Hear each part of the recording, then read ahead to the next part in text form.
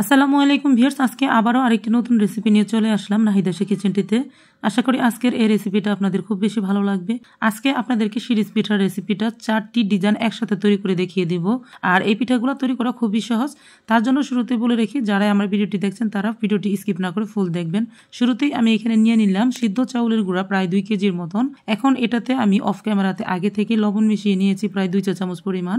এখন আমি এটাকে ফুটন্ত গরম পানি দিয়ে ডো তৈরি করে নেব।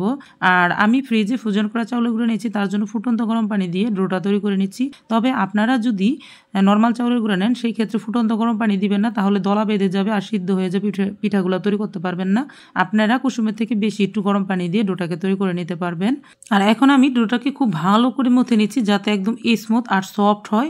সবসময় চেষ্টা করবেন আপনারা আতপ চাউলের গুঁড়া দিয়ে তৈরি করেন অথবা সিদ্ধ চাউলের গুঁড়া দিয়ে তৈরি করেন, সেটির জন্য একদম সফট হয় ডোটা।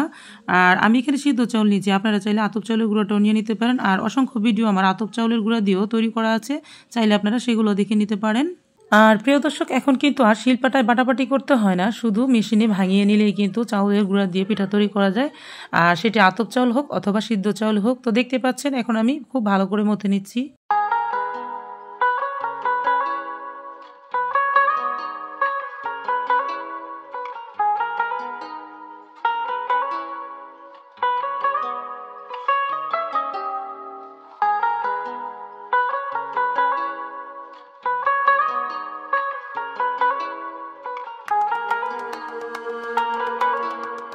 আমার এখানে মথে নেওয়া হয়ে গেছে। এখন আমি দুভাগে ভাগ করে নিচ্ছি। একটাতে আমি রেড ফুড কালার দিয়ে দিব, আরেকটাতে আমি অরেঞ্জ কালার দিয়ে দিব। যদি আপনাদের কাছে কালারটা ভালো লাগে তাহলে দিবেন, যদি ভালো না লাগে তাহলে স্কিপ করতে পারেন। তবে কালারটা দিলে পিঠাগুলো দেখতে বেশি সুন্দর দেখা যায়। আর কালারগুলো দিয়ে আমি খুব ভালো করে মিশিয়ে নিচ্ছি।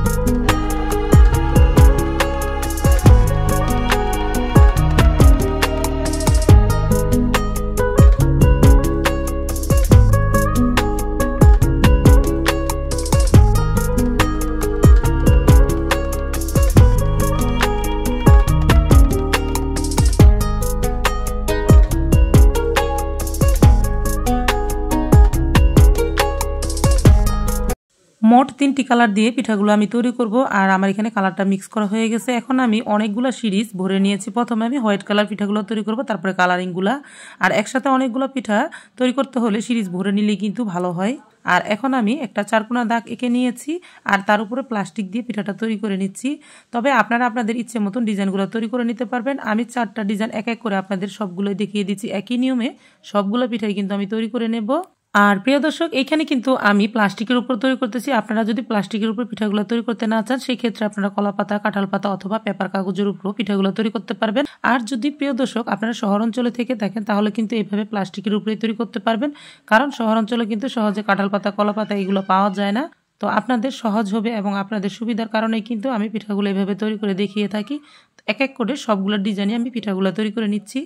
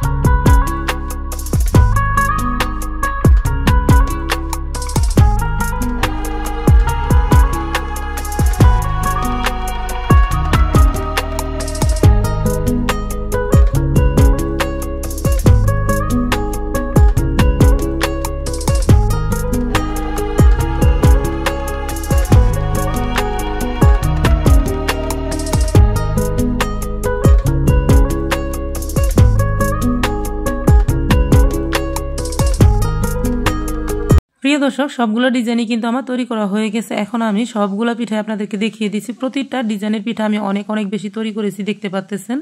এখানে চারকোনা পিঠা, তারপরে আমি এইখানে চাকার মতন যে পিঠার ডিজাইনটা তৈরি করছি সেটা, তারপরে এখানে আছে আপনার গোল পিঠা, তারপরে আছে আবার এখানে মিনি সিরিজ পিঠা। সবগুলো পিঠাই কিন্তু আমি অনেক ভালোভাবে ডিজাইনগুলো তৈরি করে নিয়েছি। আর এগুলা সবগুলো পিঠাই কিন্তু ভাপিয়ে নেব এক এক করে। আর সবগুলো পিঠাই তৈরি করার পরে কিন্তু অনেক বেশি সুন্দর লাগতেছে।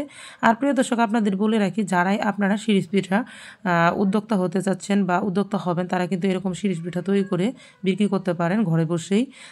কাজের ফাঁকে ফাঁকে এইসব তৈরি করে রাখলে কিন্তু আপনারা খুব সহজে অর্ডারগুলো পেয়ে যাবেন আর খুব সহজেই কিন্তু বিজনেস শুরু করতে পারবেন। যদি ভালো লাগে তাহলে কিন্তু অবশ্যই আপনারা আমার ভিডিওটিতে একটি লাইক দিয়ে আমাকে কমেন্ট করে জানিয়ে দিতে পারেন আপনাদের মূল্যবান মতামত। তো এখন এই পিঠাগুলো কিন্তু শুধু ভাপিয়ে নেওয়ার পালা। তো প্রিয় দর্শক, ভাপিয়ে নেওয়ার জন্য এখানে আমি একটা মশারি কাপড় পেতে এর ভিতরে পানি দিয়ে বলক তুলে তারপরে ভাপ দিয়ে নিচ্ছি। আপনারা আপনাদের সুবিধা মতন ভাপ দিয়ে নিতে পারবেন। আপনারা গ্রাম অঞ্চলে থাকলে খড় দিয়েও ভাপিয়ে নিতে পারেন। আবার আপনারা যারা নাকি শহর অঞ্চলে আছেন, তারা চাইলে মশারি কাপড় অথবা সুতি কাপড় বেঁধেও কিন্তু ভাপিয়ে নিতে পারেন। খুব সহজেই কিন্তু ভাপিয়ে নেওয়া যায়। আপনারা আপনাদের ইচ্ছে মতন সুবিধা মতন কিন্তু ভাপিয়ে নিতে পারবেন।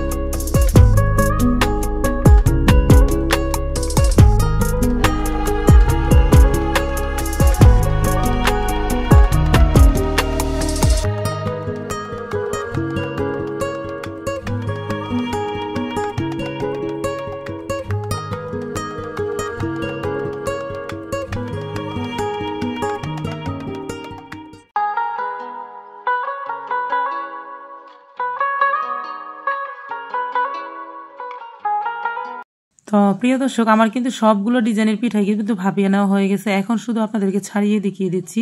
আলতো হাতে টান দিলে পিঠাগুলো সব ছাড়ানো হয়ে যাবে। সবগুলো এখন আমি একই নিয়মে ছাড়িয়ে নিচ্ছি।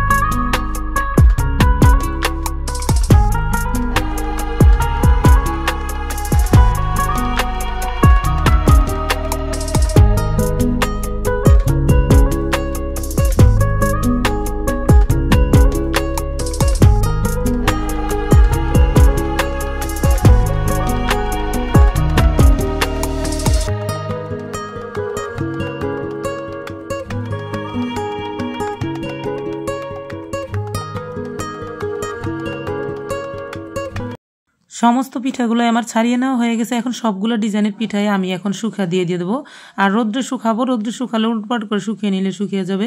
এর ভিতরে সবগুলো পিঠাই আমার শুকিয়ে গেছে, দেখতে পাচ্ছেন এক এক করে সবগুলো ডিজাইনের পিঠাই শুকিয়ে নিয়েছি। এখন শুধু আপনাদেরকে ভেজে দেখিয়ে দেবো। আর দর্শক, আপনারা যদি এই পিঠাগুলো সংরক্ষণ করতে চান সেই ক্ষেত্রে আপনারা কিন্তু সারা বছরের জন্য একটি এয়ারটাইট বক্সে রেখে সংরক্ষণ করতে পারবেন।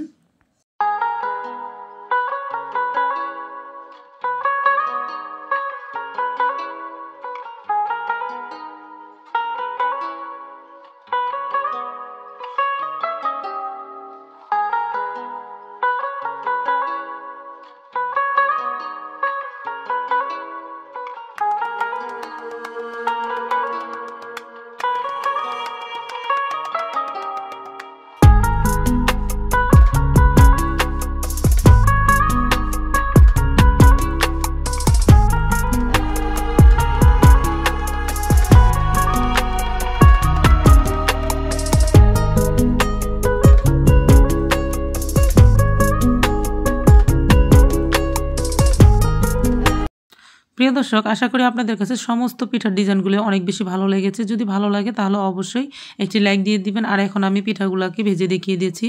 ভেজে নেওয়ার জন্য চুলাতে পর্যাপ্ত পরিমাণ সয়াবিন তেল দিয়ে গরম করে নিয়েছি, আর এখন একা একা পিঠাগুলো ভেজে নিচ্ছি।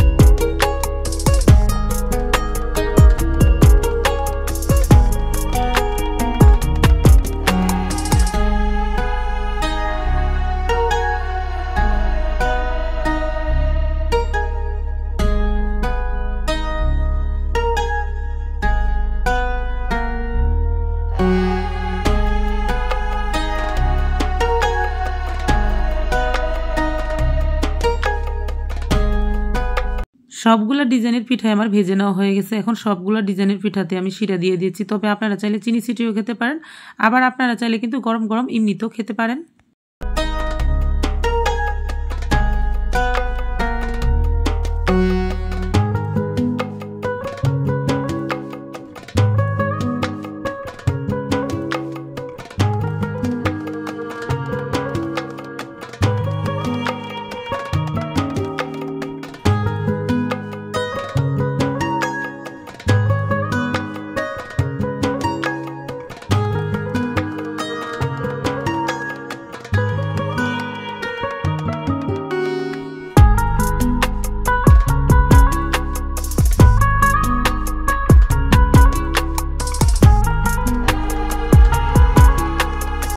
প্রিয় দর্শক, সবগুলোতেই আমি শিরা লাগিয়ে নিয়েছি, আর এখন এই পিঠাগুলো খাওয়ার উপযোগ্য।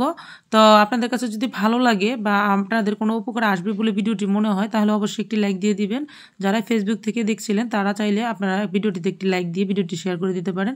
আজ এই পর্যন্তই, আল্লাহ হাফেজ।